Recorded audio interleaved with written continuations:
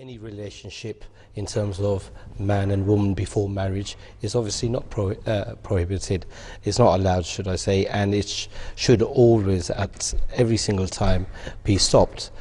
I, day in, day out in school, see young girls, boys coming up to me worried about what happened yesterday with their boyfriend, concentrating on issue, he's dumped me now, she's dumped me, concentrating about love, drawing hearts on their notebooks, not concentrating on the innocence of life.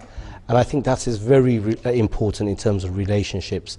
Girls, boys should not be concerned about getting into relationships at that early age, and they should be literally concentrating on other important aspects: family life, education, doing the best they can, and then after, inshallah, as time goes on, Absolutely. They can start. And as we mentioned in one of our earlier questions, that Islam doesn't negate the fact that people have natural inclinations, but it's the controlling of those inclinations which makes a man good, or on the other side. Or on the flip side, the fact of the matter is that if we look at even other religions, Islam is not the only one to have taught this, that the sexes should be segregated. If you read the Bible, you will see that there is an example of when Rebecca found out that her fiance was coming, she covered her head. This is mentioned in the Bible. And then there's also, Jesus, peace be upon him, has even said that I instruct you not even to look at the opposite sex, because if you look at somebody with lust, then it is as if you have committed adultery in your heart. So this is the limit. Yeah.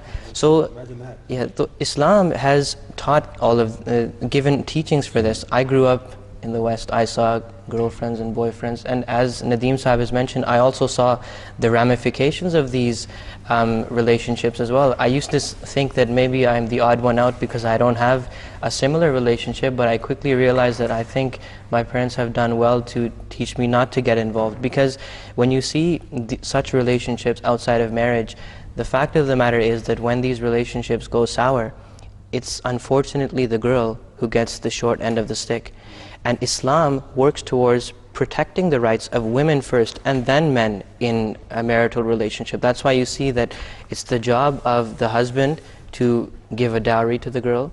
It's the job of the husband to provide for the girl, for the wife. And the Holy Quran says that وَعَلَى الْمَوْلُودِ لَهُ رِزْقُهُنَّ وَكِسْوَتُهُنَّ بِالْمَعْرُوفِ, that it's the duty of the husband to make sure that he takes care of his wife.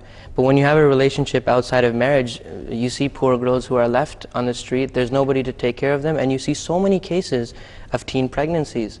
And this is what Islam wishes to stop. I know many people think that perhaps Islam is a really backward religion because it segregates the sexes, but the promised Messiah ﷺ has mentioned a very golden point.